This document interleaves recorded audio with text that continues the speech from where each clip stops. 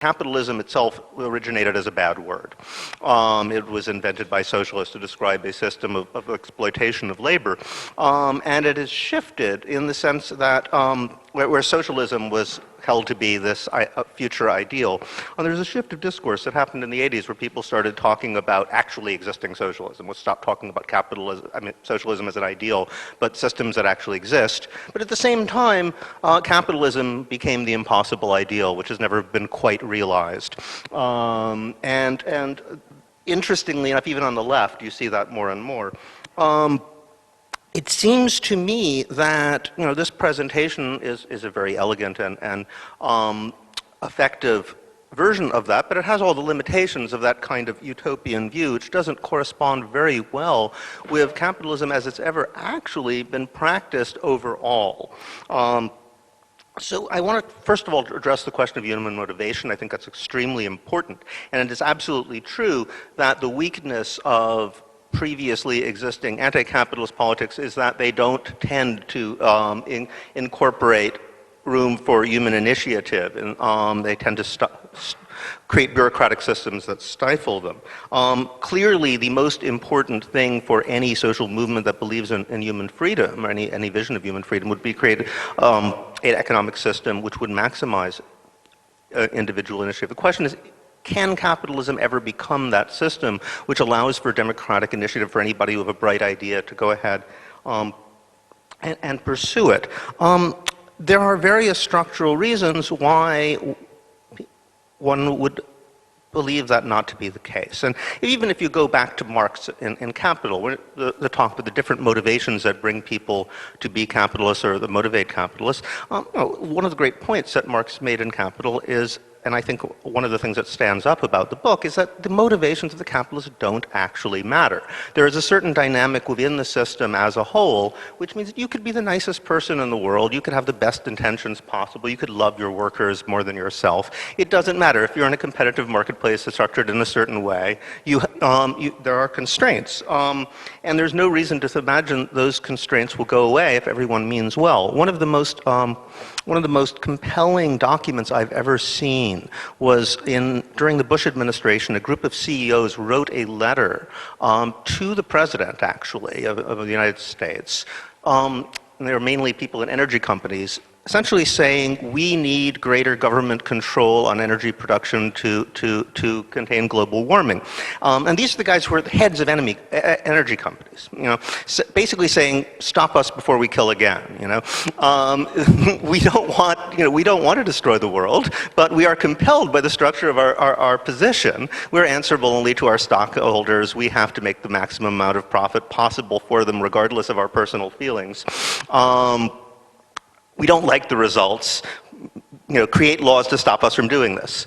And I think that brings home, very clearly what some of the structural contradictions are. Currently, the corporate structure is one that's in many ways created to stop people from acting ethically, even if they want to. And while it is true that in certain small startups and certain sectors it is possible to act differently, the overall structure of the capitalist corporation is designed to prevent this from happening. I think that it's interesting that in your discourse there's two things you didn't mention at all. One is the role of government, and the other is labor and the organization of labor, which I think are the two things which are absolutely imperatively important to understand. Again, depending on your definition of capitalism, and I always thought one of the most interesting definitions, I don't agree with it entirely, is that of Fernand Braudel, who points out that we tend to identify capitalism and the marketplace, but in many ways they're opposite principles. Markets are based on the idea of people with commodities of some kind selling them in order to be able to get other commodities that they need. Capitalism, he argues, is more the MCM. People with money acquiring commodities to sell them for more money, or sometimes just money to get more money. And he points out that in order to do that, you essentially have to create monopolies of some kind and working through government. Historically, where you have capitalism emerging from markets, and there's plenty of places in history where you can find very elaborate market systems for much of the history of China, and nothing like capitalism, because the people with large resources could not ally with the government in such a way to create institutional monopolies, which allowed them to systematically turn control of money into more money. Despite this, these were societies where there was great social creativity unleashed. There was often the most technologically creative societies in history up to that time.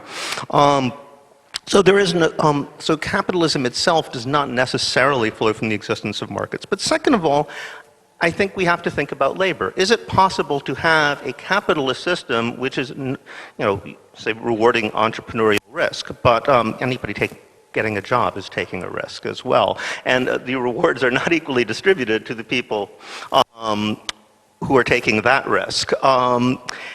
So the very logic of capitalism has two standards for reward of risk, one for people who are in charge of things and the other for people who are essentially at someone else's orders. Now, I think anybody who, again, believes in human freedom would not like to see a society in which most people spend most of the day being ordered around by somebody else. The question is it possible to have such a society organized on capitalist basis?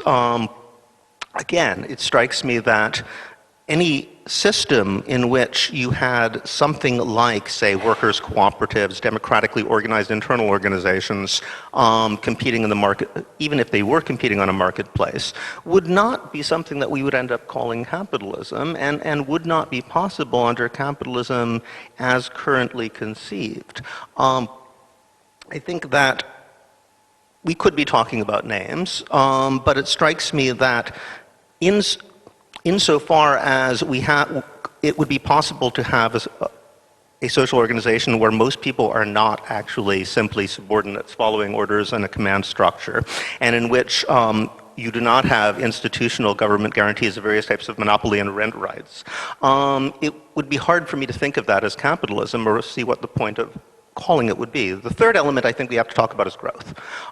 Capitalism from its origins has been based on the assumption that you need a certain amount of growth of production of goods and services in order for the entire system to remain stable.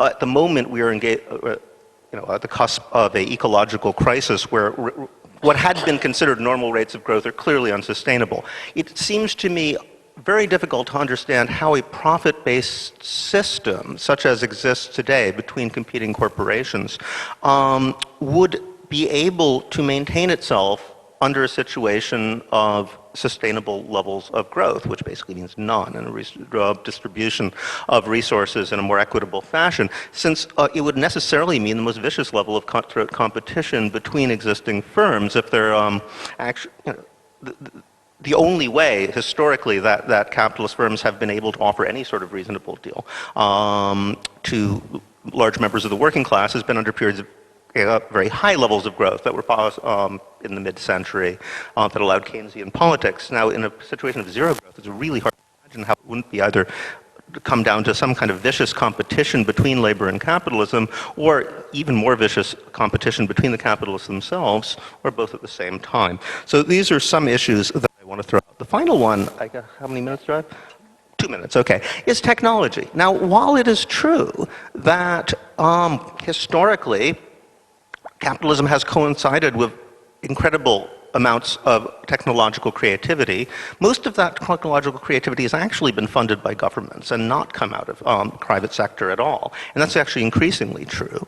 Or from the third sector, which isn't organized capital. Actually, a lot of primary research is now done neither by government nor by capitalist firms, but by NGOs and other cooperatives. But the corporatization and capitalization of research has actually led to a massive decline of technological innovation and growth.